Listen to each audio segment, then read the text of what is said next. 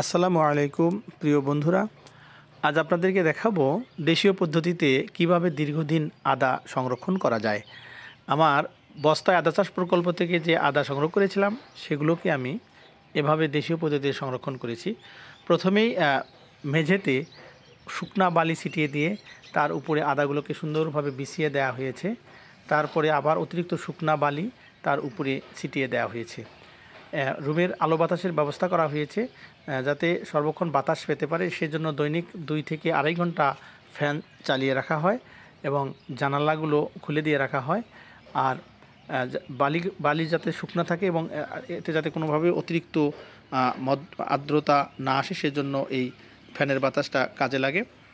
পুরো আদাটাই একদম বালি দিয়ে সুন্দরভাবে ঢেকে দেওয়া হয় এবং সতর্কতা হিসাবে বালিটা যেন অবশ্যই শুকনা থাকে। শুকনা বালি হলেই এটা আরও দীর্ঘদিন পর্যন্ত তার আদার কোয়ালিটি এবং গুণাগুণ সংরক্ষণ করা সম্ভব হয়।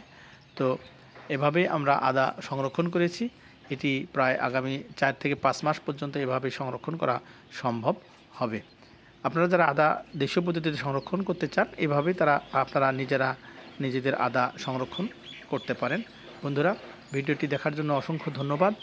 এ ধরনের আরও ভিডিও পেতে লাইক, কমেন্টস এবং শেয়ার দিয়ে পাশে থাকুন। অসংখ্য ধন্যবাদ।